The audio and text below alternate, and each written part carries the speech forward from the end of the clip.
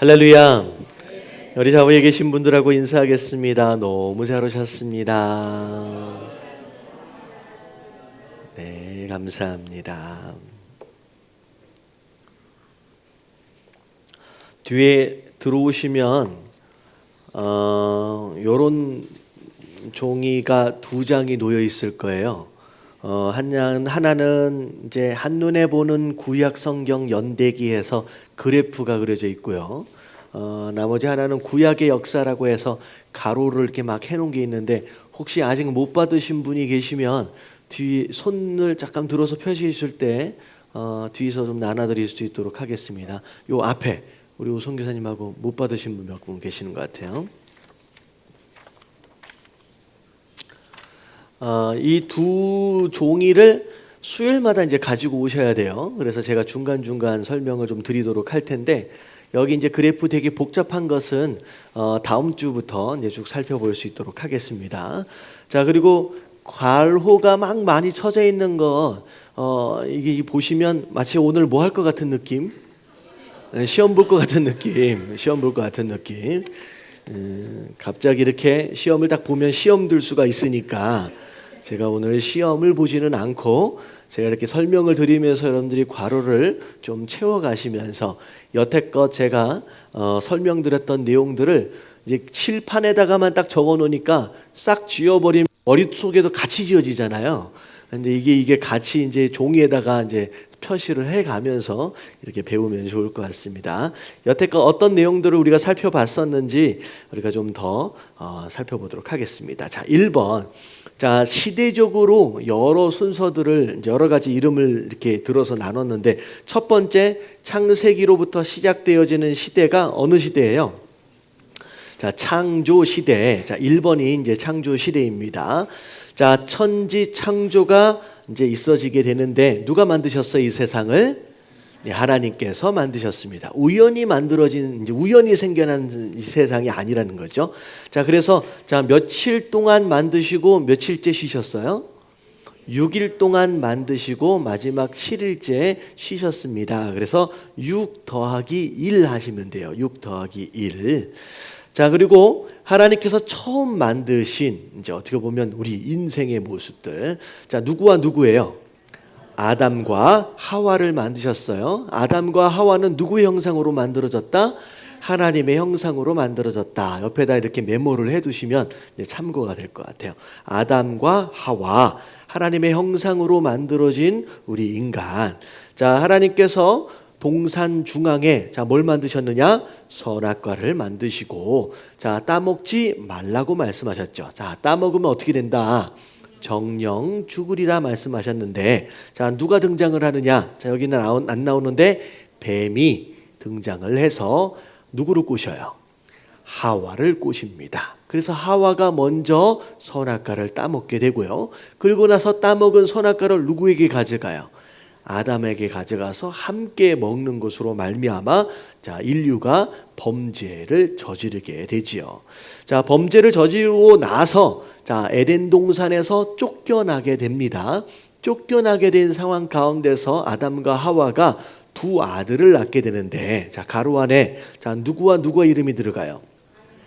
자, 가인과 아벨이 들어가게 됩니다. 자, 이 두 아들이 자라서 장성해서 함께 하나님께 예배를 드리게 되는데, 가인은 뭘 드렸어요? 자, 농부였기 때문에 농사를 지은 것에 대한 소산을 드리고, 자, 아벨은 뭐 하는 사람이었어요? 목자였죠. 그래서 양을 잡아서 하나님 앞에 드렸습니다.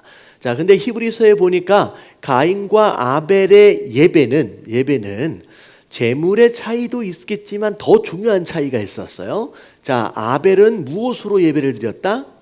믿음으로 드렸다. 가인은 믿음으로 드리지 않았다. 결국은 그래서 가인의 예배는 안 받으시고 아벨의 예배만 받으셨습니다. 그래서 나중에 가인이 열받았어요. 그래서 어떻게 버렸어요? 들에서 아벨을 쳐서 죽이게 되는 일이 벌어집니다.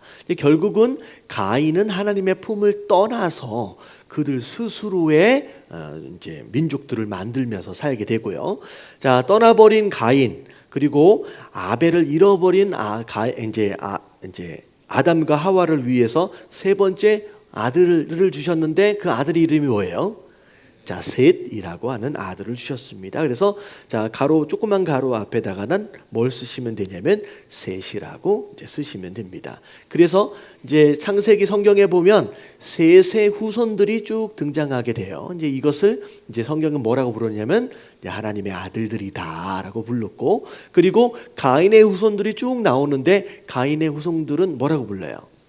사람의 딸들이다라고 해서 나중에 이제 그렇게 되는데, 셋의 후손들 중에 우리가 공부했던 인물이 하나가 있었습니다. 누구였어요?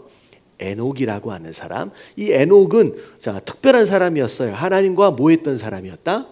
동행했던 사람. 그래서 심지어 죽음을 보지 않고 어떻게 됐어요? 하늘나라로 올라가게 되는 그런 이제 특징을 가지고 있는 사람이 에녹이었습니다. 그래서 셋의 후손들, 가인의 후손들. 근데 나중에 셋의 후손들과 가인의 후손들이 어떻게 돼 버렸어요? 섞여서 살아요. 근데 어떻게 보면 하나님의 백성들과 하나님의 백성이 아닌 자들이 섞였는데 좋은 쪽의 결과가 아니라 어떤 쪽의 결과가 났느냐? 타락하는 나쁜 쪽의 결과가 나오게 됩니다. 그래서 하나님께서 홍수로 심판을 작정하셨는데, 자, 이 심판 가운데 하나님의 은혜를 입은 사람이 있었어요. 자, 이름이 뭐예요? 자, 노아라고 옆에 쓰시면 돼요. 자, 노아가 자, 하나님의 명령하심으로 말미암아 뭘 만들어요? 방주를 만드는데, 자, 몇 년 동안 방주를 만들어요? 120년 동안, 오랜 시간 동안 방주를 짓게 됩니다. 하나님이 약속하셨던 대로 홍수가 임하게 되고 전 세계를 덮는 그런 물난리가 나게 된 것으로 말미암아 하나님께서 이제 호흡 있는 모든 짐승들을 다 죽이시고, 그 대신 방주에 탔던 노아의 가족들과 그리고 하나님께서 특별하게 구별하셨던 동물들, 암수 한 쌍씩 그 안에 들어오잖아요. 그리고 7마리씩 들어왔던 게 있어요. 정한 동물로 구별되어진 양이나 소나 이렇게, 그러니까 제사를 드릴 때 사용되어질 만한 정한 동물들만은 7쌍씩을 모아드리고 나머지는 한 쌍씩 모아드려 가지고 그건 이제 구원을 받게 되죠. 자, 홍수가 끝나고 난 뒤에 자, 노아의 세 아들이 있었어요. 세 아들 이름이 어떻게 돼요? 셈, 함, 야벳. 자, 이 세 아들 결국 그들의 후손들이 나중에 이제 인류를 구성하게 되는데, 하나님께서 흩어져서 생육하고 번성하고 살으라 그랬는데 이들이 어떻게 살았어요? 함께 모여 사는 가운데 자, 우리가 자, 탑을 쌓아서 높은 데까지 올라가자는 거죠. 그래서 누구의 이름을 내자? 우리의 이름을 내자. 그래서 지었던 것이 무엇이었느냐? 바벨탑이었습니다.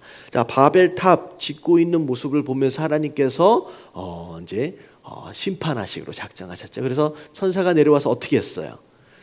그때까지만 해도 인류의 언어는 하나였죠. 근데 이 바벨탑 사건으로 인하여서 다양한 언어들이 생겨나게 되고, 그래서 어쩔 수 없이 서로 커뮤니케이션이 안 되니까 흩어져서 말이 통하는 족속들만 이제 합쳐져서 이제 흩어져서 이제 살게 되어집니다.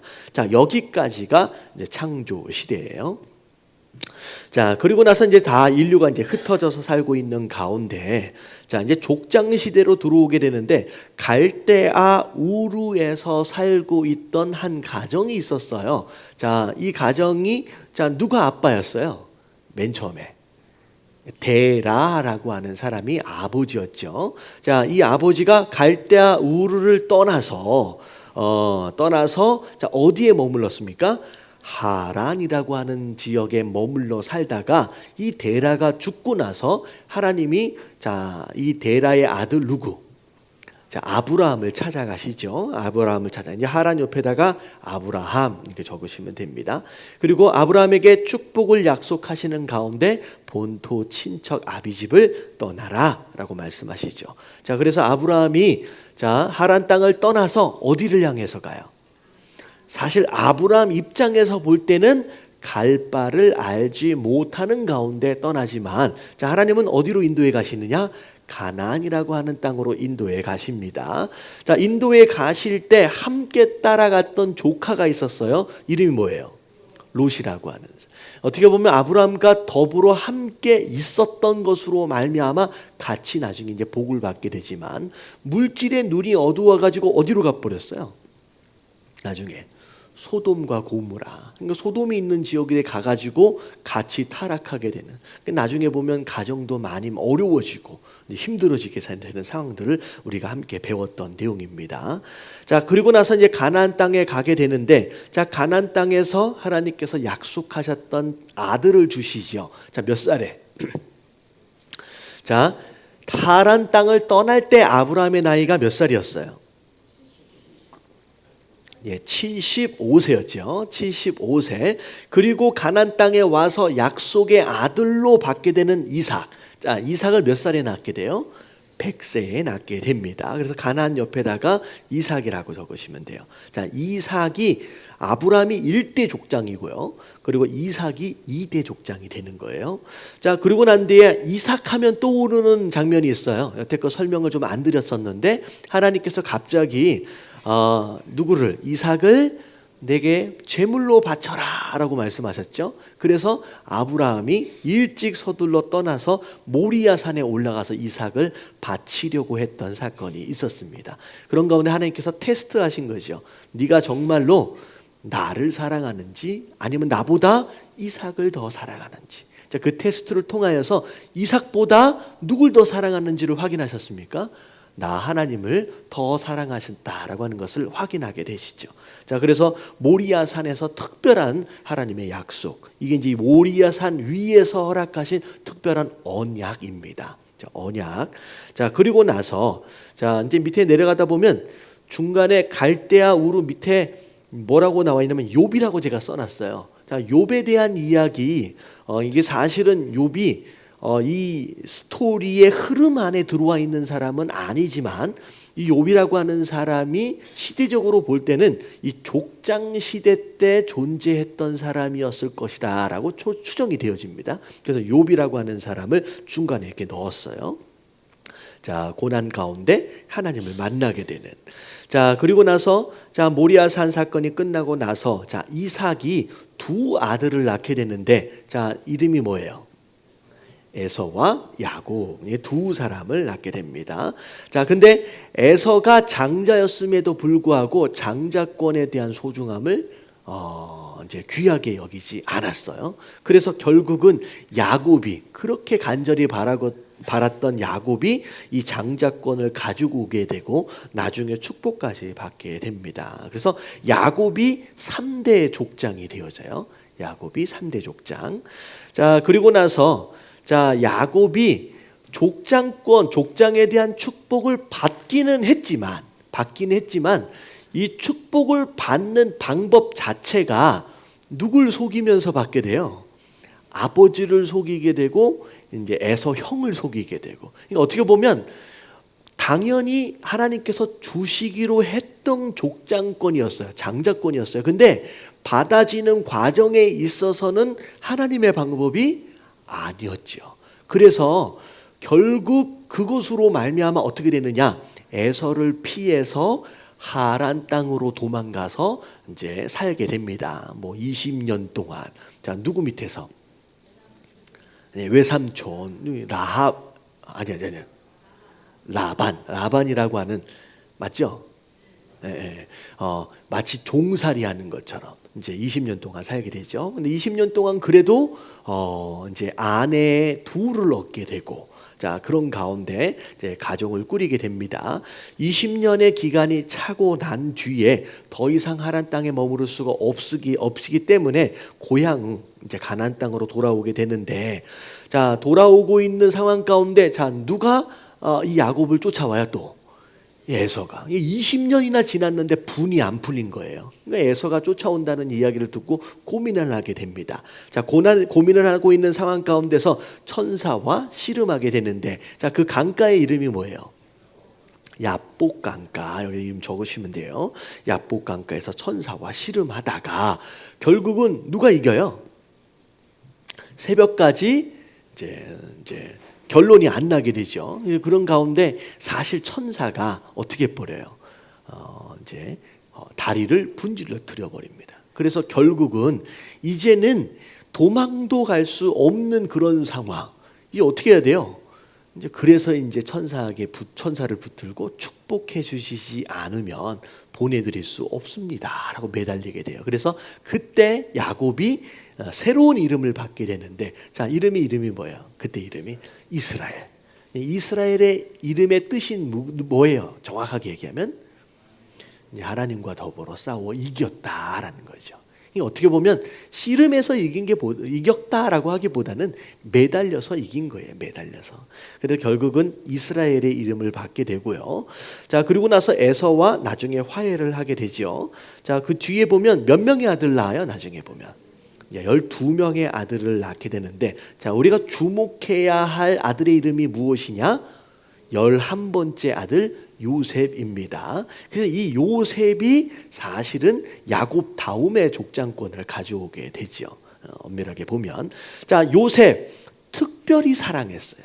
특별히 사랑했어요. 왜냐하면 두 아내가 있었는데, 두 아내 이름 혹시 기억하세요? 라헬과 레아. 자, 누가 언니예요?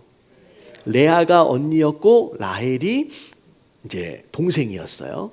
근데 이렇게 어쩌다가 이제 스토리가 좀 복잡하긴 한데 이렇게 두 아내를 얻었는데, 사실은 야곱이 정말로 사랑했던 아내는 누구였냐면 라헬이었죠. 그래서 라헬이 한동안 오랫동안 아이를 못 낳고 있다가 11번째 라헬이 아이를 낳으니까 특별하게 이제 편애를 하게 됩니다. 그러니까 먼저 태어난 10명의 형들이 이 요셉을 향하여 질투하게 되죠. 그렇지 않아도 마음에 안 드는데 이 요셉은 눈치가 없어요. 눈치가 없어요. 그러다 보니까 혼자만 색동옷을 입고 막 다니다가 꿈을 꿨는데 뭐 자기가 뭐 지도자가 되고 뭐 형들이 막 자기한테 절하고 이런 것을 아무런 수술음 없이 막 얘기하니까 더 미움을 사게 되죠. 나중에 이 10명의 형들로 인하여 어디로 팔려가게 돼요? 애굽으로 팔려가게 됩니다. 자, 애굽으로 팔려가게 되어서, 자, 애굽에서 종살이를 하다가 나중에 또 누명을 쓰게 돼서 옥살이를 하게 되다가 나중에 정말로 하나님의 은혜로 꿈을 해석하는 것, 바로의 꿈을 해석한 것으로 말미암아 애굽에 뭐가 돼요? 총리 2인자가 되어집니다.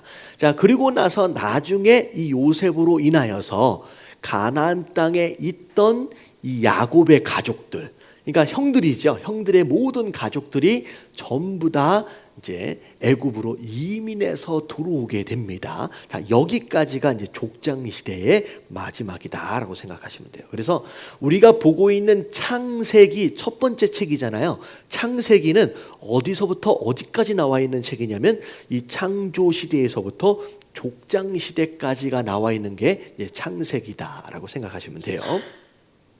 자, 세 번째, 애굽으로 이민해서 들어온 이 야곱의 가족들, 처음에는 총리의 가족들이었기 때문에 대접받고 들어왔지만 나중에 어떻게 돼요?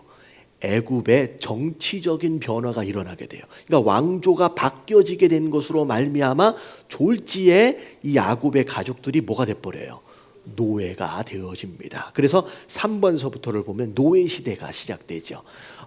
정확하게 언제부터 몇 년 동안 노예 생활을 했는지는 잘 알지 못하지만 야곱의 가족이 이민해서 들어간 시점서부터 그리고 노예 생활이 끝나는 시점까지를 우리가 보통 몇 년 정도를 보게 되느냐? 430년 동안을 보게 됩니다. 그래서 노예 생활 430년. 자, 노예 생활 마지막 부분에 가서는 이스라엘 백성들이 인구가 막 많아졌어요. 남자도 막 많아지니까 심지어 바로가 어떤 명령까지를 내렸느냐? 남자아이가 태어나면 어떻게 해버려라? 죽여라. 더 이상 애굽에서 살 수 없는 상태가 딱 되어지면서 하나님께서 누구를 선택하세요? 모세라고 하는 사람을 선택하셔서, 자, 모세가 처음 40년 0살부터 40세까지 어디서 자라게 돼요? 왕궁에서 왕자로 자라게 되고, 그리고 나서 나중에 광야로 쫓겨나게 되면서 미디안에서 목자로 몇 년 동안 살아요? 40년 동안. 그러고 나서 나이가 80세 되었을 때 하나님께서 모세를 불러서 이스라엘을 구원할 수 있는 리더죠. 이제 지도자로 이제 세우게 됩니다. 그래서 모세 옆에 40, 40 그리고 마지막 또 40을 적으시면 돼요. 왜냐하면 모세가 이스라엘의 지도자로 마지막 40년을 이제 120년 20세까지 이제 살게 되죠. 자, 출애굽 되어지는 배경을 보면 하나님께서 애굽 땅에 몇 가지 재앙? 10가지 재앙. 애굽인에게는 10가지 재앙이 있었지만 이스라엘 백성들에게 있어서는 10가지 뭐예요? 기적이죠. 10가지 기적들을 통하여 하나님의 하나님 되심을 그들에게 보여주십니다. 그리고 나서 탈출을 하게 되는데, 자, 뭘 나중에 건너게 돼요? 자, 홍해를 건너게 되고, 여러분 이 홍해를 건너게 된 이 사건이 신약에 들어와서는 뭘 상징적으로 의미하느냐? 세례를 받고 침례를 받는 것을 상징적으로 의미합니다. 그러니까 물을 지나가는 거예요. 물을 지나가는. 그래서 이스라엘 백성들이 홍해를 건넌 사건으로 인하여서 침례를 받았다, 세례를 받았다라고 이제 신약에서는 표현이 되어집니다. 자, 그리고 나서 시내산 밑에서 약 1년 동안 머물러 있게 되는데, 자, 모세는 시내산에 올라가서 40일 동안 금식하고 하나님의 받은 게 있어요. 두 가지를 받게 되죠. 첫 번째는 뭐였어요? 자, 십계명 율법을 받게 되고, 두 번째 뭘 지어라? 성막을 지어라. 예배하는 장소인 성막을 짓도록 하셨죠. 그래서 시내산 옆에다가 율법 그리고 성막 이렇게 적으시면 됩니다. 자, 그리고 나서 1년이 지나고 나서 하나님의 인도하심을 따라서 불기둥, 구름기둥 따라서 가나안 땅 이제 문 앞에까지 갔어요. 그곳에서 12명의 정탐꾼을 보내게 되는데, 자, 그 지역 이름이 뭐예요? 가데스 바네아라고 하는 지역에서 12명의 정탐꾼을 보냈는데, 자, 10명은 우린 너무 살고 있는 이 뭐예요? 이제 민족들이 너무 강해서 우리는 그들에 비해서 뭐 같다? 메뚜기 같다. 우리가 정복 못한다. 그랬는데, 자, 2명의 정탐꾼은 믿음으로 아니다, 하나님 주시면 들어갈 수 있다. 자, 누구와 누구예요? 여호수아와 갈렙 2명의 정탐꾼만. 하지만 대부분의 이스라엘 사람들은 못 들어간다라고 불평하고 원망하는 것으로 말미암아 다시 광야로 쫓겨나게 됩니다. 자, 광야 생활 몇 년 동안 하게 돼요? 자, 40년 동안 광야에서 훈련을 받고, 자, 그리고 나서 요단강 동편으로 와서, 자, 모압 평지에서 누가 죽어요? 그동안 이스라엘 민족들을 광야 가운데 쭉 인도해왔던 모세가 죽게 됩니다. 자, 여기까지가 노예 시대와 더불어서 광야 시대라고 이제 불려지는 거죠. 그래서 노예 시대 밑에다가 광야 시대라고 이제 가로로 쳐놓고선 집어넣으시면 돼요. 노예에서 해방되어지는 가운데 광야 가운데 살았던 훈련 기간 이렇게 생각하시면 됩니다. 자, 그리고 나서 모세가 죽고 나서 가나안 땅을 정복하기 위해서 들어가기 위해서 모세 다음으로 세운 지도자가 있어요. 자, 누구예요? 자, 주로 이제 1대44라고 이야기되어지는데 여호수아. 여호수아는 언제적에 한 번 더 등장했던 사람이었느냐? 12명의 정탐꾼 가운데 갈렙과 더불어 믿음으로 고백했던 그 사람이었습니다. 그래서 1대44 여호수아. 그리고 요단강을 건너서 들어가게 됩니다. 그리고 첫 번째 성 여리고성을 정복하게 되는데, 자, 여리고성 사건 안에서 우리가 주목할 만한 여자의 이름이 있었어요. 뭐 하던 여인이었어요? 기생이었죠. 기생 라합과 그 가족이 여리고성에서 구원을 받게 되는 일들이 있었고요. 그리고 특별히 여리고성을 점령할 때 하나님께서 그 안에 있는 모든 뭐예요? 모든 물건들은 다 불태워버리고 모든 살아있는 것들은 다 죽이라고 얘기했는데, 자, 거기에서 누가? 아간이라고 하는 사람이 꼽을 쳤어요. 이게 전문 용어로 꼽을 쳤다는, 숨겼어요. 그래서 아이성, 아주 작은 성이었는데도 불구하고 이 성에서 패배를 경험하게 되죠. 결국은 아간은 이제 심판을 받게 되고요. 자, 아이성 정벌과 더불어서 이제 가나안 정복 전쟁이 본격화되어지는데, 자, 그때 등장하는 또 유명한 사람이 있어요. 그 사람이 누구예요? 자, 40년 전에 여호수아와 더불어 함께 정탐했던 갈렙. 자, 갈렙이 어떤 산지를 주시옵소서. 어떤 산지 하면 이름이 나와야지 이 산지를 주시옵소서 나오면 안 되지. 어떤 산지? 헤브론이라고 하는 산지. 자, 어떤 민족이 살고 있었어요? 어떤 민족? 그 큰 거인. 제가 갑자기 생각이 안 나서 그래요. 아낙 자손들.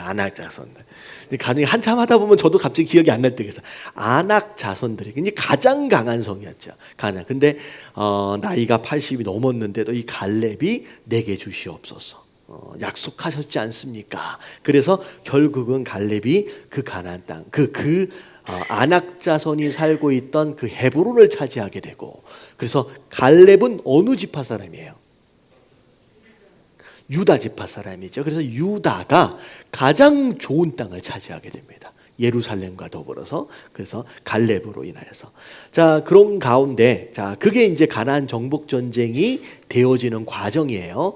자, 이 스토리에서 조금 비껴나가서 이제 그래서 이제 결국은 가나안 땅을 정복하게 되는데, 자, 여호수아서부터 시작되어지는 정복 전쟁과 더불어 끝까지 되어지는, 어떻게 보면 왕이 세워지기 전까지의 시대를 우리가 뭐라고 부르냐면 사사시대라고 부르는데, 사사시대 안에서 일어났던 사건들 중간에, 자, 모압 여인에 대한 사건이 하나가 등장을 합니다. 자, 나오미라고 하는 여인, 그 가족이 모압에 이민을 갔다가 누굴 만나요? 거기서 룻이라고 하는 여인을 만나게 되고, 거기서 남자들이 다 죽고 나서 이제 나오미와 룻이 나중에 이제 유대 땅으로 이제 돌아오게 되는 그 사건이 있었죠. 그래서 우리가 지난주에 살펴봤던 내용이 이 사사 시대에 있었던 스토리 가운데 룻이라고 하는 여인, 비록 이방 여인이었지만 끝까지 헌신하고 믿음으로 유대 땅에 돌아온 것으로 말미암아 나중에 누구의 증조 할머니가 돼요? 다윗의 증조 할머니가 되는 큰 은혜를 입게 되는 그런 사건이 있었어요. 자, 그랬을 때 이 룻이 나중에 기업물을 자로 누구와 함께 혼인을 하게 되느냐? 보아스라고 하는 사람하고 함께 혼인을 하게 되는데, 자, 오늘 이야기가 이 룻과 더불어서 이제 같이 역할을 감당하게 되는 보아스에 대한 스토리를 함께 나누게 되겠습니다. 자, 그래서 이 보아스에 대한 내용을 먼저 하게 되고요. 자, 그리고 나온 뒤에 나오는 사람이 기드온이에요. 이제 기드온서부터 해서 이 사사 시대에 하나님 앞에 쓰임을 받았던 지도자들이 누가 있었는지를 더불어서 우리가 함께 살펴볼 거예요. 그래서 우리 이제 여기 이제 페이퍼를 보면 기드온도 나오고 입다도 나오고 삼손도 나오고, 그리고 한나는 사사가 아니에요. 한나는 사사의 어머니입니다. 그 누굴 낳았어요? 사무엘이라고 하는 사사. 어떻게 보면 제사장이기도 하고 대제사장이기도 하고 사사이기도 하고, 근데 이 사무엘이 사사 시대의 마지막 사사예요. 자, 여기까지 우리가 하나하나 이제 살펴볼 수 있도록 하겠습니다. 자, 이제 보아스에 대해서 살펴볼 텐데, 자, 보아스 중간 생각하기를 좀 읽어보면, 보아스는 거기 한번 읽어볼게요. 시작. 보아스는 유력한 자로 불렸습니다. 여기서 유력함이란 기드온 같은 신앙의 위인에게 사용되었던 큰 용사라는 칭호와 같은 것입니다. 물질적인 부귀를 의미하는 것이 아니라 신앙의 능력과 성숙함을 나타내는 단어입니다. 보아스는 왜 유력한 자로 불리게 되었습니까? 이제 갑자기 소리가 유력하다라고 불려졌는데, 유력 그냥 한자로 보면 뭐가 있다는 얘기예요? 힘이 있다, 영향력이 있는 사람이었다라고 하는 그런 의미를 가져요. 근데 보아스가 유력한 자다라고 설명되어질 때 과연 이 유력이라고 하는 것이 어떤 의미를 갖느냐라고 몇 가지로 좀 우리가 이제 설명해 보려고 합니다. 자, 근데 우리가 이제 이걸 알아야 돼요. 우리가 이제 하나님을 만난 사람들이라고 하는 주제를 가지고 우리가 성경 공부를 쭉 해 나가는데, 결국은 하나님을 만났다라고 하는 것은 결과적으로 볼 때 하나님 앞에 쓰임을 받은 사람들이에요. 그냥 만난 것으로 끝나지 않아요. 이러면 하나님을 만났다라고 한다면 이런 만난 사람은 반드시 하나님 앞에 어떻게 되어진다? 쓰임을 받습니다. 그러니까 어떤 인생도 만나는 것으로 끝나는 인생은 없어요. 성경을 잘 들여다보세요. 하나님이 만나 주셨다라고 한다면 만나 주셨을 때의 계획이 뭐예요? 함께 일하자라는 거예요. 그냥 같이 대화하고 같이 놀기 위해서 만나는 경우는 거의 없습니다. 반드시 만나는 것으로 말미암아 함께 일하게 되는, 쓰임 받게 되는 일들이 있다는 거죠. 결국 여러분들이 내가 하나님을 만나고 싶습니다라고 하는 것은 결국 그 만남을 통하여 뭐 하고 싶다는 거예요. 결국 나도 하나님 앞에 쓰임 받고 싶습니다라는 거예요. 근데 중요한 건 뭐냐면 하나님이 어떤 사람을 쓰시느냐 하는 거죠. 어떤 사람을 쓰시냐는 거예요. 여러분, 이게 굉장히 중요한 내용이에요. 중요한 개념입니다. 하나님은 누구든 사용하실 수 있어요. 여러분, 이건 하나님의 은혜예요. 하나님은 누구든 사용할 수 있으시지만 아무나 사용하지 않으세요. 그러니까 누구든이냐 아무냐냐라고 하는 것은 굉장히 다른 개념입니다. 그러니까 하나님은 누구든 사용하실 수 있어요. 심지어 누구도 사용할 수 있어요. 우리도 사용하실 수 있어요. 누구든. 근데 아무나는 아니라는 거예요. 그러니까 우리가 하나님을 만난 사람들이다라고 하는 이 내용들을 살펴볼 때 누구든 사용하실 수 있는 분이지만 특별하게 아무나가 아닌 자를 선택하셨어요. 그러면 그 사람들의 특징들을 우리가 살펴보면 내가 쓰임받기 위해서 준비해야 할 것이 뭐가 있겠느냐라고 하는 것을 우리가 미리 살펴볼 수 있다라고 하는 것이죠. 보아스도 마찬가지예요. 아무나는 아니었다는 거예요. 하나님께서 보아스를 특별하게 사용하신 이유가 무엇이었느냐라는 거. 그래서 그 안에서 우리가 닮아가야 할 부분들을 찾는 거. 여러분, 그게 굉장히 중요하다라는 것이죠. 자, 첫 번째, 보아스는 어떤 사람이었어요? 자, 1번을 보면 인격적인 사람이었다. 자, 보아스는 자신의 고용인들에게 하나님의 이름으로 축원하며 친절한 관심을 보입니다. 룻기 2장 4절 말씀 같이 한번 읽어볼게요. 시작. 마침 보아스가 베들레헴에서부터 와서 벤 자들에게 이르되 여호와께서 너희와 함께하시기를 원하노라 하니 그들이 대답하되 여호와께서 당신에게 복 주시기를 원하나이다 하니라. 그러면 보아스가 주인, 어떻게 보면 사장이거든요. 이제 고용되어진 종들에게 어떻게 다가가요? 축복하며 다가갑니다. 굉장히 따뜻하고 친절하게 다가가요. 그리고 그 고용되어진 그 종들도 주인 되어진 보아스에게 어떻게 다가가요? 함께 복을 빌어주는 관계라는 거죠. 어떻게 보면 보여지는 이제 눈 앞에였기 때문에 그냥 눈에 보였기 때문에 그렇게 뭐라 그럴까요? 그냥 형식적으로 했을 수도 있겠다. 이제 그런 표현은 아니에요. 지금 이렇게 성경에서 이렇게 쭉 설명되어지는 것으로 봐서 진심으로 서로를 축복하는 관계 안에 있었다라고 하는 것이죠. 근데 이런 관계가 굉장히 중요합니다. 그래서 제가 이제 LA에서 이제 살다 보면 한국 분들이 주로 이제 사업을 하고 식당을 하고 하면 종업원들이 주로 어느 계통의 종업원들이 많이 일을 하냐면 히스패닉 계통의 남미 분들의 이제 종업원들이 많이 같이 일을 합니다. 근데 같이 일을 하면서 같이 상생하는 관계 안에서 이렇게 아름다운 모습들을 잘 세워가면 참 좋은데 그렇지 못한 부분들이 상당히 많아요. 사실은 우리 한국 사람들이 미국에 맨 처음에 갔을 때 인종차별이라는 것을 많이 당했잖아요. 근데 의외로 인종차별을 그렇게 잘하는 민족들 가운데 하나가 누구냐면요, 한국 사람이에요. 근데 한국 사람만큼 인종차별을 많이 하는 민족이 드물 정도로. 그래서 그 옛날에 LA 폭동이 있었잖아요.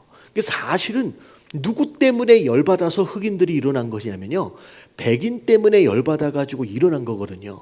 근데 백인 때문에 일어난 그 분기 자체가 그동안 쌓이고 쌓였던 그 한국 사람들의 인종차별에 대해서 묻혀 있던 것이 그냥 거기서 터진 거예요. 그래서 근데 오히려 가장 피해를 많이 본 민족이 백인들이 아니라 오히려 한국 민족이었어요. 한국 민족이 참 인종차별을 많이 해요. 근데 한국에서도 사실 마찬가지거든요. 외국인 근로자들에 대해서 너무 이렇게 업신 여기고 하는 모습들을 많이 보게 되는데 이것은 하나님 보시기에 옳은 모습이 아니라는 거예요. 그래서 심지어 제가 이제 미국에서 이렇게 그 식당에서 이렇게 일을 하다 보면 제가 일한 건 아니죠. 제가 밥을 먹다 보면 분명히 나이가 있는데도 불구하고 막 반말로 얘기하고 막 그렇게. 근데 그 식당에 딱 들어가 보면 이렇게 붙여 있어요. 십자가 붙어 있고 시작은 미약했을 때 끝은 창대하리라고. 이거 벌이 와서 막. 여러분 주여. 그런 모습들을 보면서 그러면서 또 와서 또 개업했다고 목사님하고 같이 또 예배를 드려. 그리고 임금도 제대로 안 주고. 이런 모습은 이런 모습은 결단코 하나님 보시기에 옳은 모습이 아니다라는 것이죠. 그래서 우리가 이제 이런 보아스의 모습들을 통하여서 우리가 삶의 현장 가운데서 우리가 어떻게 살아야 하느냐라고 하는 부분들을 생각해 볼 필요가 있습니다. 그래서 또 그는 가난한 이방 여인 룻에게 마음 놓고 이삭을 주울 수 있도록 친절을 베풀고 베들레헴 들에서 아주 귀한 물까지 나누어 줬습니다. 자, 룻기 2장 8절 같이 한번 읽어볼게요. 시작. 룻에게 이르되 내 딸아 들으라. 이삭을 주우러 다른 밭으로 가지 말며 여기서 떠나지 말고 나의 소녀들과 함께 있으라. 네, 그래서 약한 자들에게 참 배려하고 친절을 베풀 줄 아는 사람이었다라는 거죠. 근데 졸장부는 어떻게 해요? 강한 자 앞에서는 한없이 비굴하면서 약한 자 앞에서는 막 이제 뭐라 그래요? 강한 척, 막 억압하고. 여러분 이게 졸장부의 대표적인 모습입니다. 근데 보아스는 유력한 자로서 약한 자에게는 이렇게 어떻게 해요? 배려하고 친절을 베푸는 이런 모습. 이게 이제 인격적인 보아스의 모습 우리가 닮아가야 할 필요가 있다라는 것이죠. 자, 그리고 두 번째, 자, 뭐가 있는 사람이었느냐? 깊이가 있는 사람이었다. 자, 보아스는 이방 여인 룻을 돕기 위해 어떤 방법을 사용했느냐? 자, 룻기 2장 15절부터 16절까지 다 같이 시작. 룻이 이삭을 주러 일어날 때에 보아스가 자기 소년들에게 명령하여 이르되 그에게 곡식단 사이에서 죽게 하고 책망하지 말며 또 그를 위하여 곡식 가발에서 조금씩 뽑아버려서 그에게 죽게 하고 꾸짖지 말라 하니라. 여러분들 농사를 지어봐서 추수를 해보신 분들은 대략 이해가 되어져요. 왜냐하면 추수할 때 이삭이 그렇게 많이 떨어지지 않아요. 많이 떨어지지 않아요. 그런데 많이 떨어지지 않기 때문에 아무리 주워봤자 그렇게 많은 곡식을 모을 수 있는 상황이 아닙니다. 그렇기 때문에 보아스가 어떻게까지 해줬어요? 종들에게, 남자 종들에게 일부러라도 조금씩 더 떨어뜨리라는 거죠. 근데 대놓고 도와주기는 참 애매하고, 그러니까 일부러라도 몰래 도와주는 그런 모습들. 자, 보아스는 비밀을 간직할 줄 아는 사람이었습니다. 시어머니를 봉양하기 위해 하루 종일 애쓰고 있는 이방 여인 룻을 돕기 위해 그의 종들에게 은밀히 이삭을 조금씩 뽑아 땅에 버려서 그로 죽게 하라고 명령했습니다. 거기 읽어볼게요. 사실 시작.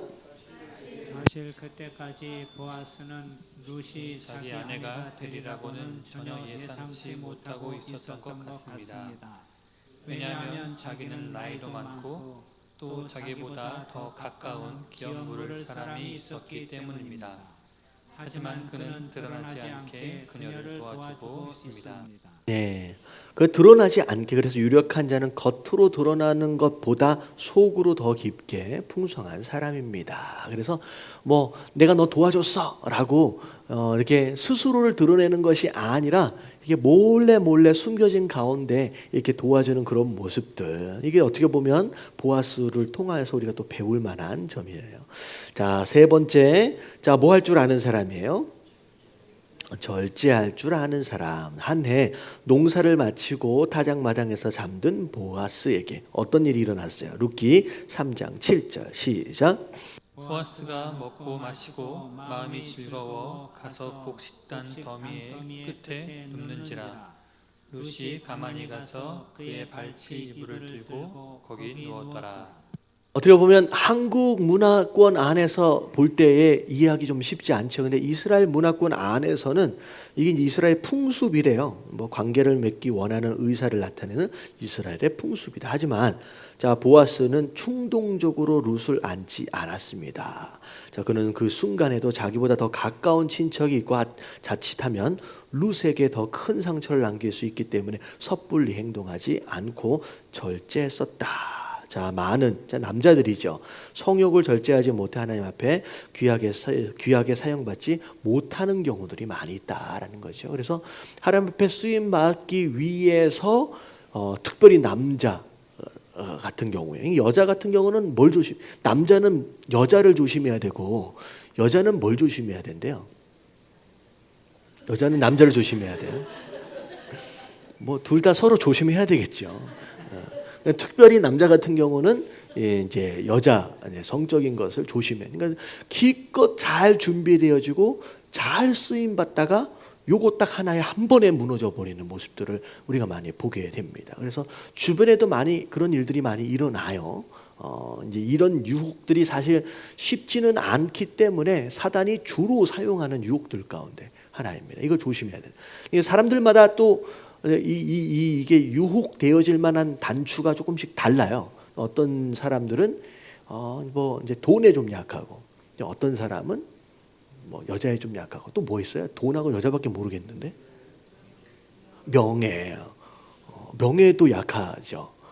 그래서 누가 그런 얘기를 했다 그러던데, 그 사단이 어떤 누군가를 이제 신부래요. 신부. 그러니까 천주교. 제가 이제 들은 얘기예요. 이제 들은 얘기인데, 신부한테 가지고 이렇게 막 이제 유혹하려 그러는데 여자를 막 보여줬는데도 안 넘어지더래요. 돈도 막 이제 보여줬는데 안 넘어지더래요. 근데 딱 한마디 귀에다가 소곤거리니까 열받아가지고 옷을 벗어버리고 가버리더래요.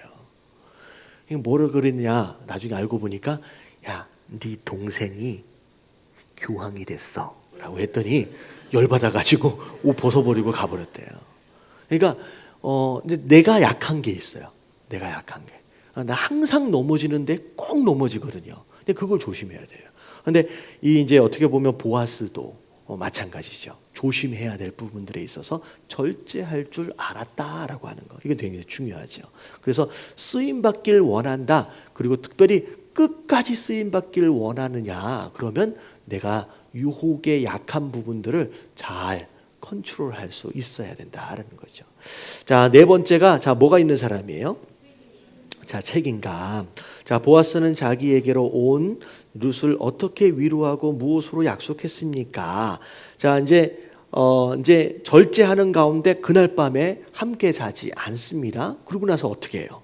자, 이 내용들을 보면 나보다 더 위에 있는 이제 서열이 뭐라 그래요? 기업 물을 자로서의 먼저 우선순위에 있는 사람이 있다는 거예요.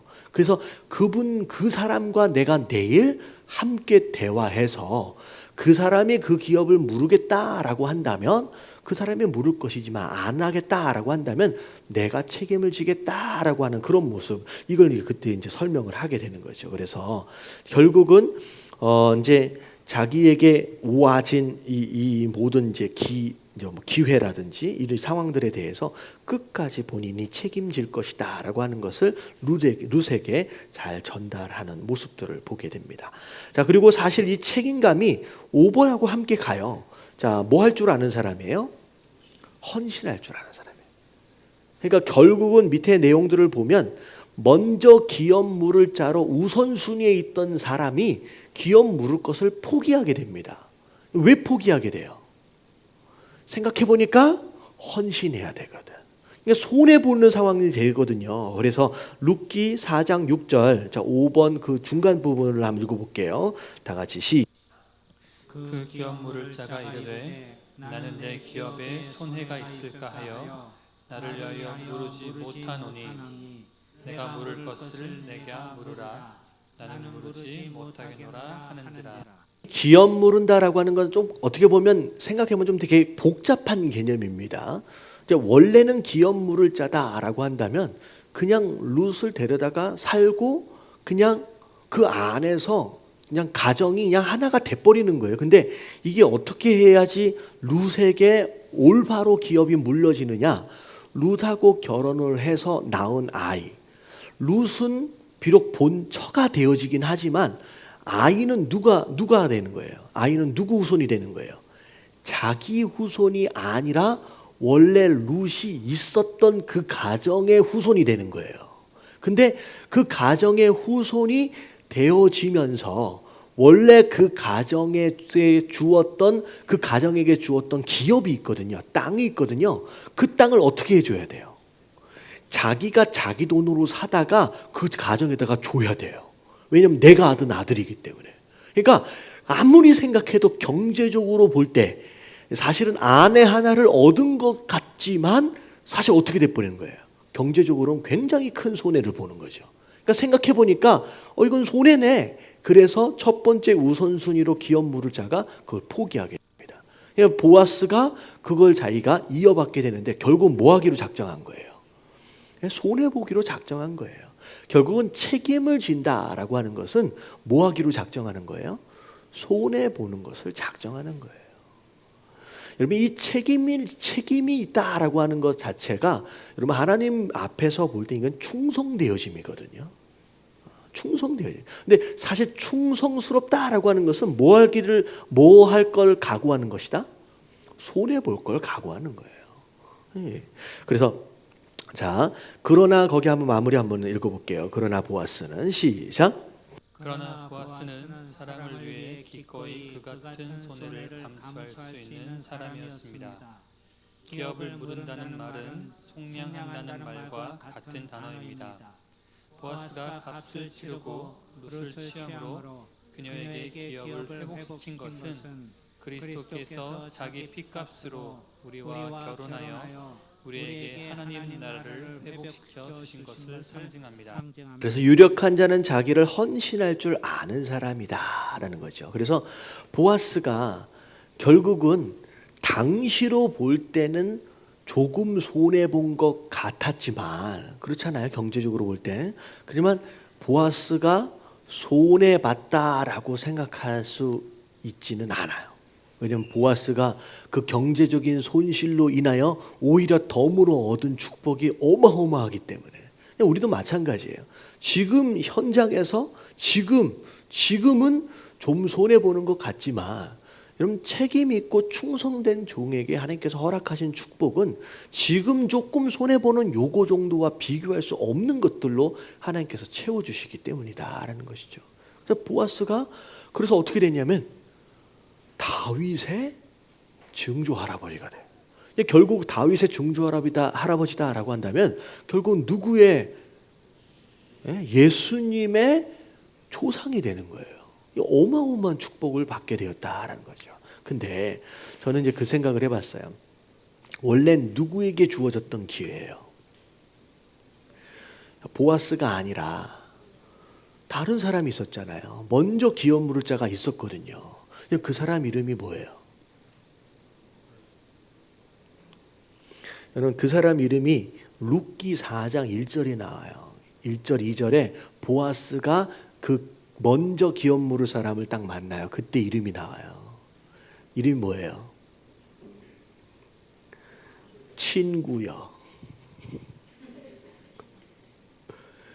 이름이 안 나와요.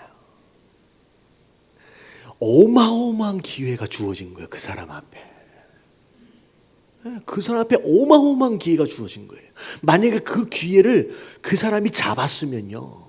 그 사람의 이름이 올라가는 거예요. 그 사람이 예수님 족보 안에 들어가는 거예요. 다윗의 족보 안에 들어간 어마어마한 축복이거든요. 근데 그걸 지금 조금 손해볼 것을 염려하여 차버렸어요. 그랬더니 어떻게 돼요?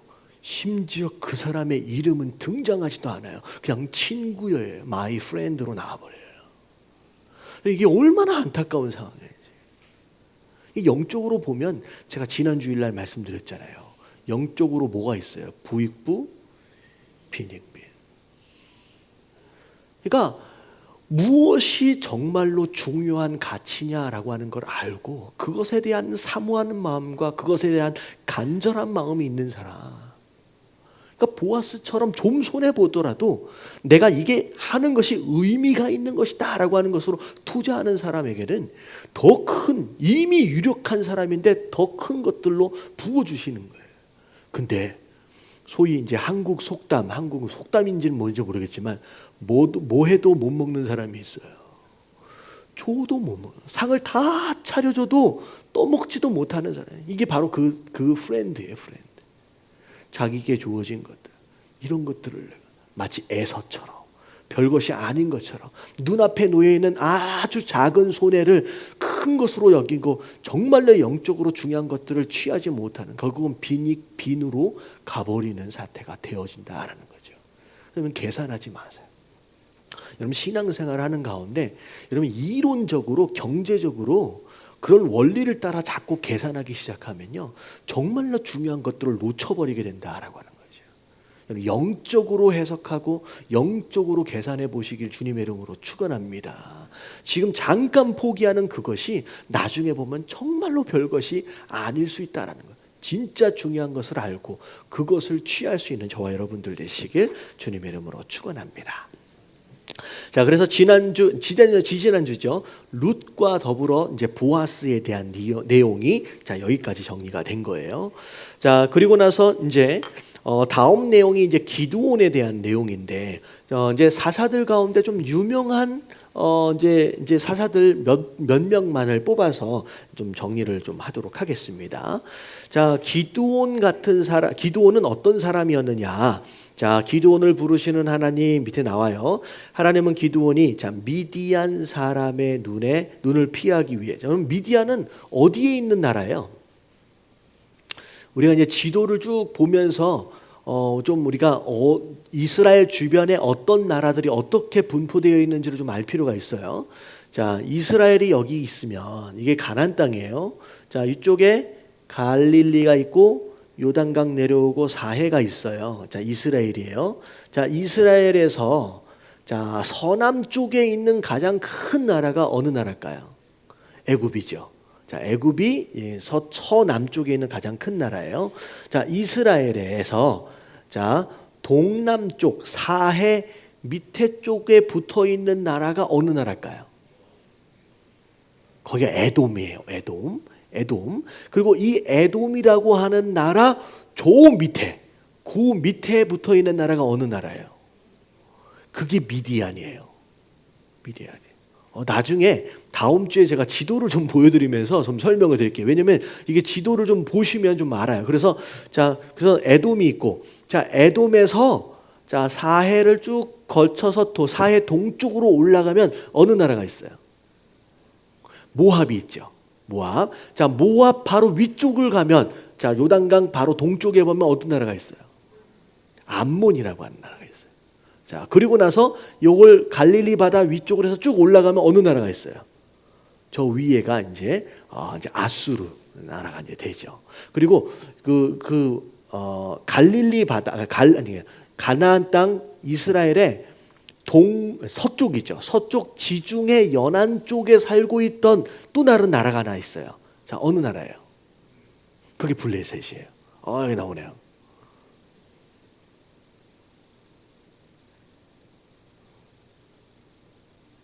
나중에 다음 주에 제가 이렇게 짚어가면서 설명을 좀 드릴게요. 자, 보이시죠?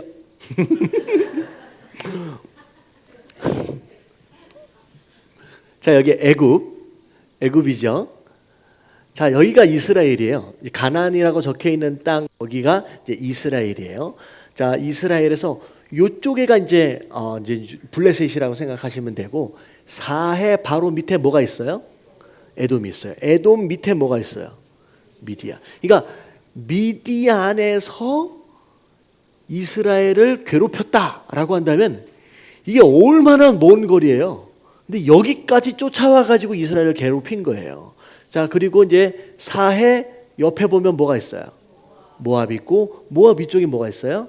암몬이다. 뭐 이런 정도로 대충 주변에 지역 이름들을 조금 알아둘 필요가 있습니다. 자, 이제 기드온을 부르신 하나님은 기드온이 미디안의 사람의 눈을 피하기 위해 바위에 구멍을 내어 만든 작은 포도주 틀에서 타작을 하고 있을 때 그를 불러 이렇게 말씀하셨어요. 사사기 6장 12절. 자, 같이 한번 읽어볼게요. 여호와의 사자가 기드온에게 나타나 이르되 큰 용사여 여호와께서 너와 함께 계시도다 하매.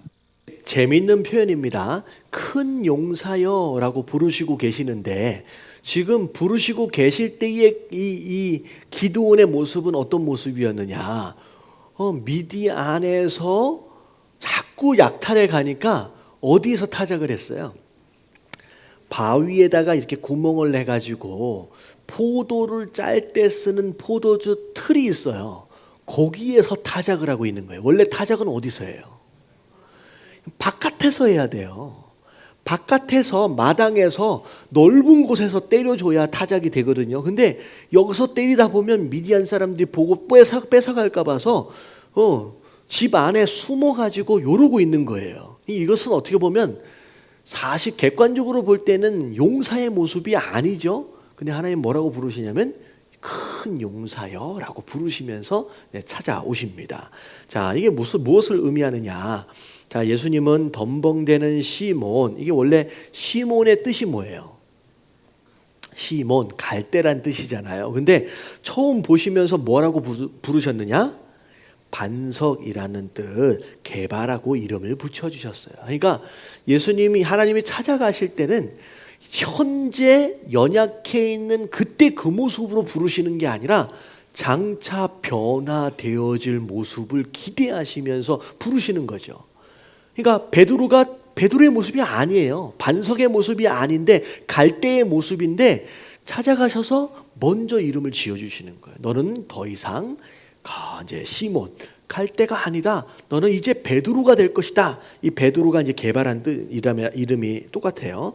자, 그리고 메사에서 회의적이고 우울한 바돌로메를 향하여 참 이스라엘 사람이다라고 불러주시고, 자, 그리고 하나님은 오늘도 우리 같이 연약한 자를 불러 귀하게 사용하신다. 그러니까 연약한 우리의 모습 아직도 있지만 장차 변화되어질 우리의 모습을 기대하시면서 먼저 이름을 바꿔주시는 거예요.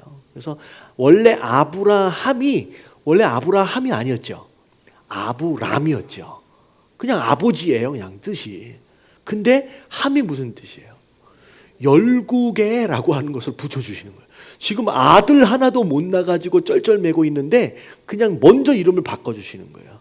아브라함이라고 이름을 바꿔주시는 그런 모습들. 자, 그게 이제 기드온을 찾아가신 하나님의 첫 모습입니다. 자, 기드온에게 있었던 신앙이 어떤 모습이었느냐? 자, 하나님께 부름을 받은 기드온에게는 어떤 믿음의 자세가 있었는지. 자, 1번을 보면 영적 의분과 의문의 사람이었다라고 나와 있어요. 그래서 사사기 6장 13절에 보면 기드온이 하나님 앞에 고백하는 내용이 나와요. 자, 다 같이 한번 읽어볼게요. 시작. 기드온이 그에게 대답하되 오 나의 주여 여호와께서 우리와 함께 계시면 어찌하여 이 모든 일이 우리에게 일어났나이까. 또 우리 조상들이 일찍이 우리에게 이르기를 여호와께서 우리를 애굽에서 올라오게 하신 것이 아니냐 한 그 모든 이적이 어디 있나이까. 는 두 가지 질문에서 알 수 있듯이 그의 현실의 많은 부조리를 보며 하나님이 정말 함께 하신다면 어떻게 이런 일이 있을 수 있는가라고 의분.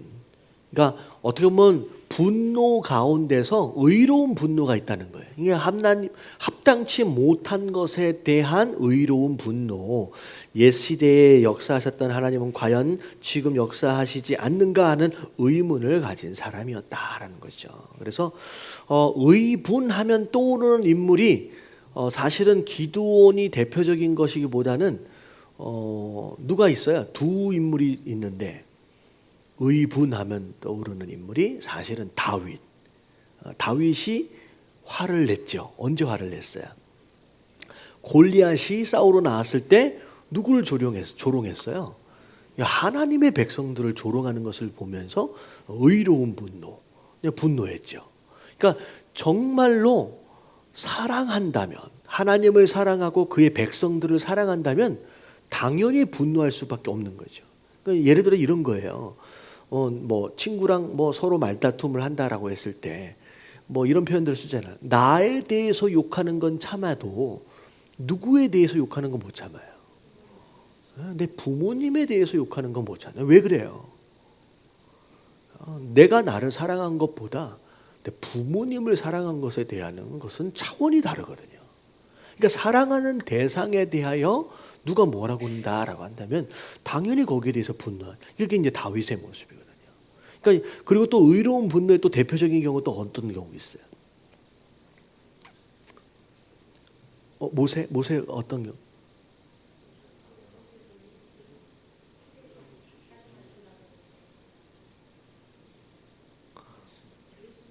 사실 예수님 생각했거든요. 모세까지는 잘 모르겠어요. 모세가 아니라 예수님 언제 의로운 분노? 성전을 강도의 규례로 만든다라고 하는 그 기도하는 집에 대해서 그때 이제 분노하셨다. 심지어 그때는 어떻게까지 분노하셨어요? 표출을 심지어 채찍을 만들어서 상을 엎으시고 때리시기까지 하시면서까지 분노하셨습니다. 그러니까 어디에 내가 분노하고 있느냐라고 하는 것을 보면 내가 무엇을 정말로 사랑하고 있느냐라고 하는 것을 알 수 있어요. 내가 분노하고 있는 그것이 내가 진짜 사랑하고 있는 그것이거든요.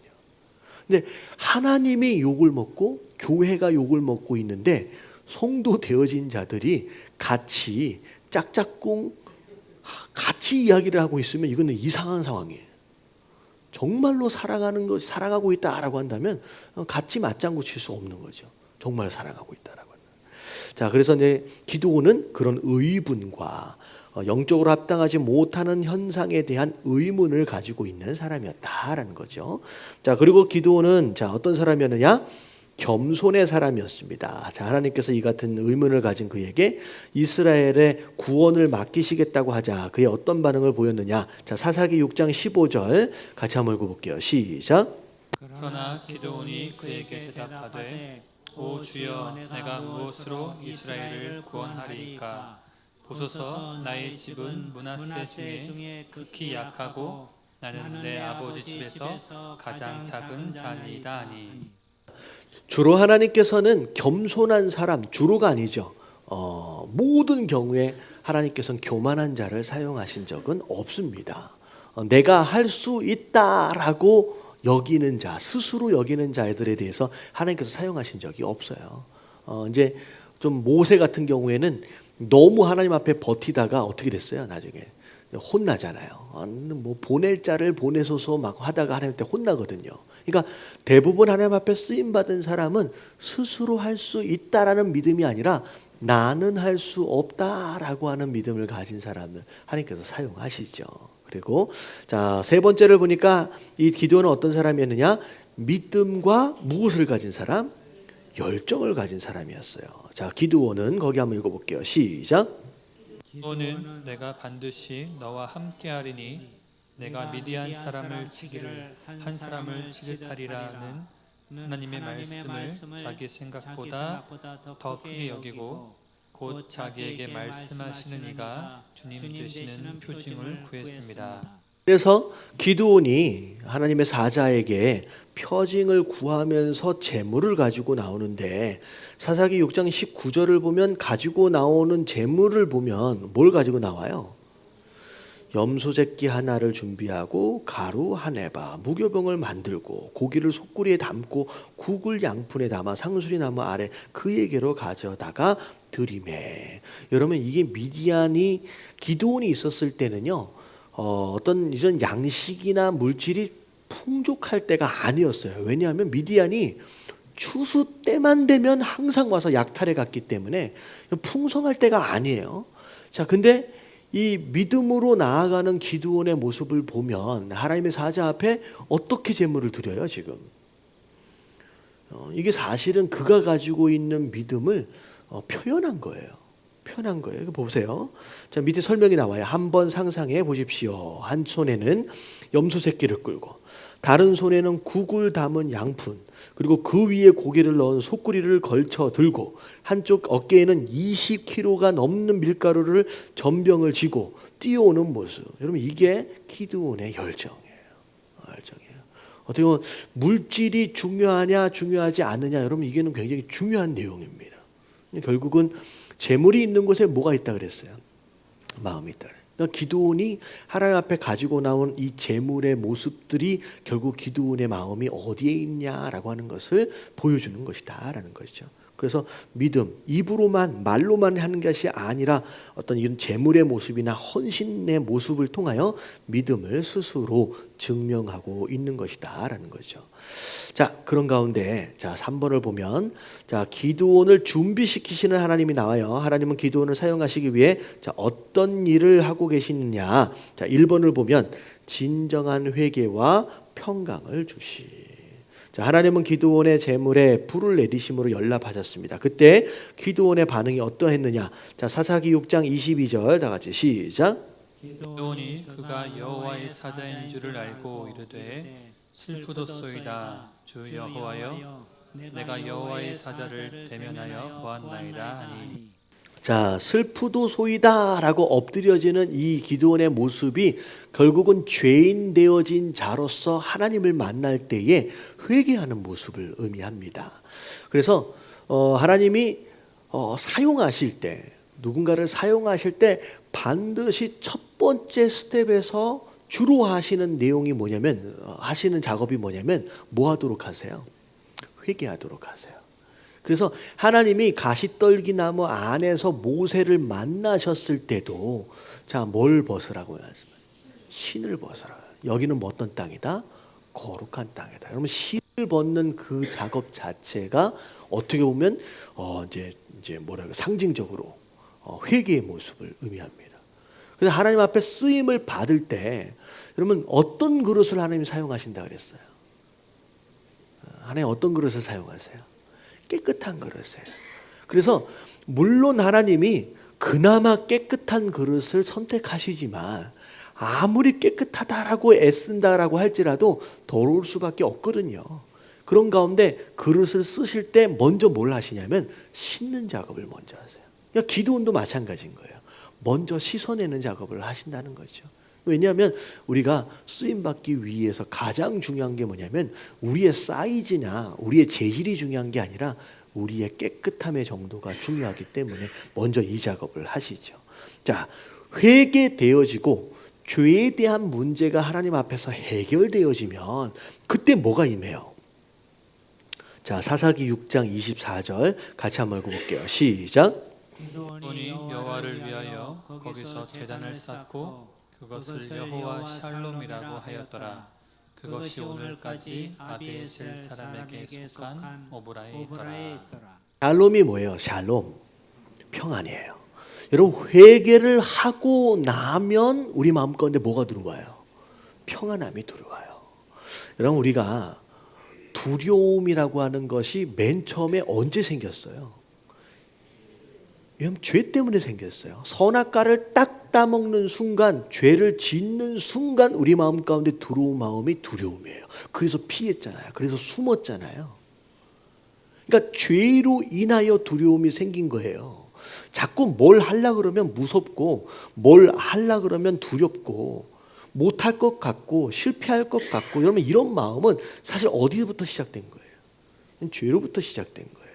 근데 회개하는 것으로 말미암아 죄에 대한 문제가 해결이 돼 버리면요, 죄로 인하여 들어왔던 이 두려움이 사라지게 돼 있어요. 뭐가 들어와요? 평안함이 들어오는 거예요. 샬롬이 돼요. 그러면 두려움이 떠나기 때문에 맡겨주신 것들에 대하여 어떤 마음이 생기냐?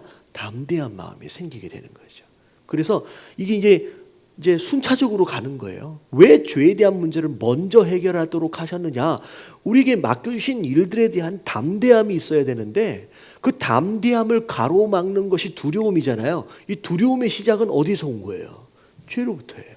그러니까 이 죄에 대한 문제가 해결이 돼야 그 다음 단계 하나님께서 쓰실 수 있기 때문에 단계적으로 가는 것이죠. 그래서 하나님께서 처음 이 기드온을 사용하시기 위해 준비하신 처음 작업이 뭐냐면 회개하는 것으로 말미암아 죄의 문제를 해결하시는 거예요. 여러분들 하나님 앞에 쓰임 받기를 원하신다라고 한다면 항상 우리가 하나님 앞에 어떤 마음으로? 회개하는 마음이에요. 자, 그리고 2번을 보면 할 수 있는 헌신을 요구하시는데, 1번 회개와 평강을 경험한 기드온에게 가장 먼저 요구하셨던 게 뭐냐?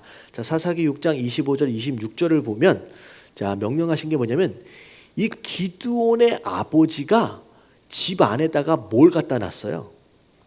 바알의 제단과 아세라상을 갖다 놨어요. 그러면 기드온의 아버지는 바알의 제사장이었어요. 그러니까 내 집안이 어떤 집안이었기 때문에 내가 쓰임받지 못했다, 이게 말이 안 되는 거예요. 그러니까 심지어 기드온은 아버지가 우상을 섬기는 제사장이었어요. 제사장. 그게 그 집안 안에 있었다고요. 근데 하나님 뭐라고 말씀하시냐? 개인적인 죄에 대한 문제를 해결했잖아요. 회개를 통해. 근데 그 다음에 뭘 해결해야 돼요? 가장 가까운 집 안에, 내가 살고 있는 가장 가까운 이 현장 안에서의 죄에 대한 문제를 해결해야 돼요. 이것 때문에 쓰임받지 못하는 사람들 굉장히 많아요. 나는 해결을 했는데 근데 집안이, 그러니까 대대로 우상을 섬기고 있었던 이런 이제 어떻게 보면 우상의 잔재들이 내 삶 가운데 계속 이제 존재하는 것으로 말미암아 이게 계속 내 발목을, 영적으로 발목을 잡는 경우들이 많거든요. 하나님 어떻게 하셨느냐? 그걸 전부 다 깨버리라는 거예요. 그래서 그걸 먼저 하라고 하셨는데, 그걸 다 깨버렸어요. 밤에 가서 다 깨버렸어요. 낮에 가면 무서우니까 사람들이 다 보니까 밤에 가서 다 깨버렸어요. 그리고 나서 낮에 딱 보니까 아침에 일어나니까 이게 다 부서져 있는 거죠. 그랬더니 그 집안 사람들, 그 동네 사람들이 다 들고 일어나 가지고 기드온 끌어내라는 거예요. 어떻게 하겠다? 죽여야 되겠다는 거죠. 신을 갖다가 이렇게 우상을. 그랬더니 나중에 요아스라고 하는 사람이 사사기 6장 31절에 굉장히 지혜로운 말을 합니다. 뭐라고 얘기하느냐? 거기 한번 읽어볼게요. 사사기 6장 31절 다 같이 시작.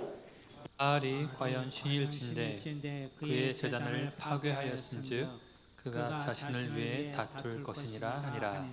거꾸로 얘기한다면 바알이 진짜 신이라면 우리가 기드온한테 뭐라고 할 게 아니라 누가 하도록 하라는 거예요. 바알 그 스스로 기드온을 심판하도록 하라는 거예요. 이게 맞는 얘기거든요. 잘 들어보니까 그렇지, 진짜 바알이 신이라고 한다면. 근데 시간이 지나도 기드온이 심판을 받아야 안 받아요? 안 받잖아요. 멀쩡하거든요. 그냥 결국은 그것으로 말미암아 바알과 아세라가 신이 아니다라고 하는 것이 이제 직접적으로 증명이 되어지는 상황이 벌어집니다. 그때 이 기드온이 이름을 하나를 얻었어요. 2번을 보면 한번 읽어볼게요. 시작. 기드온에게는 바알이 그와 더불어 다툴 것이라는 뜻으로 바알이란 이름이 주어지게 됩니다. 그래서 바울과 더불어 싸우는 자다라고 하는 이름. 그래서 밑에 한편 기드온이 미디안에 대한 전쟁을 선포하자. 이게 어떻게 되냐면 미디안이 본격적으로 가나안의 추수철이 딱 되어지는 순간 싸그리 다 쓸어가려고 전쟁을 일으켜서 이 가나안 땅 앞에까지 전부 다 군사를 몰고 온 거예요. 그러니까 지금까지는 어떻게 했냐면 야금야금 쳐들어와 가지고 약탈해 갔는데 추수철이 딱 됐어요. 그러니까 한꺼번에 다 쓸어가려고 군사를 전부 다 몰고 와 가지고 가나안 땅 앞에 다 진을 친 거예요. 그랬을 때 기드온이 이제 당하고 있지만 말자는 거예요. 이제 하나님이 함께 하시면 함께 도와주시기 때문에 우리가 함께 싸우자라고 선포하게 됩니다. 그럴 때 기드온을 죽이려고 했던 아비에셀 사람들이 가장 먼저 기드온을 돕겠다고 나오는 거예요. 그러니까 맨 처음에는 어떻게 됐어요? 그 집안, 그 동네에 있는 그 바알상, 아세라상을 무너뜨린 것으로 말미암아 가장 어떻게 보면 이제 원수처럼 되어버렸잖아요, 처음에. 그들이 되게 두려워할 수밖에 없는 상황이었는데 오히려 하나님의 말씀에 순종한 것으로 말미암아 그 마을 사람들이 기드온의 가장 첫 번째 돕는 자들이 되었다라고 하는 것이죠.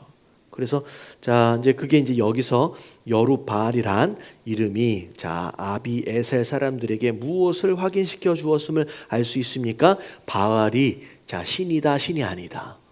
신이 아니다라고 하는 것을 그 마을 사람들만큼은 똑똑히 보게 된 거죠. 더 이상 바알을 섬길 필요, 아세라를 섬길 필요가 없어지게 돼. 그래서 이제 기드온이 뭐라고 얘기하든 함께 전투하러 나올 수 있는 상황이 이제 된 거예요. 자, 그래서 자, 오늘은 이제 기드온 첫 번째 내용. 자, 그리고 이제 다음 주에 오시면 기드온이 나중에 이제 미디언과 더불어 이제 싸우게 되는 장면들이 좀 나오게 됩니다. 어떻게 보면 기드온 이야기 안에서 본론으로 좀 들어가게 되는데 그 이야기와 더불어 우리가 다른 사사들에 대한 내용들을 좀 살펴보도록 하겠습니다. 자, 오늘 제가 나눠드렸던 요 내용들 제가 이제 중간중간 쭉 설명을 좀 드리고 있으니까 여러분 이걸 좀 보시면서 여러분들 나름대로의 노트를 좀 만들어 가세요. 그러면 사실 구약 역사가 이렇게 한 번에 쭉 이제 꿰어지면 헷갈리지 않거든요. 나중에 이걸 정확하게 하지 않으면 나중에는 뒤죽박죽 헷갈려져요. 그래서 우리 이제 우리 예담교회 성도님들은 이걸 좀 잘 아시면 좋을 것 같고요. 그리고 조금 복잡하게 생긴 이 그림 있잖아요. 이 그림은 제가 이제 쭉 설명해 가면서 구약과 신약과 더불어서 성경책들이 어떻게 정리되어져서 쓰여지고 있는지에 대해서 제가 나중에 조금씩 설명해 갈 거예요. 그러니까 여러분 기억해 두셨다가 옆에다가 장수에다 끼워놓고 이렇게 살펴보시면 되겠습니다.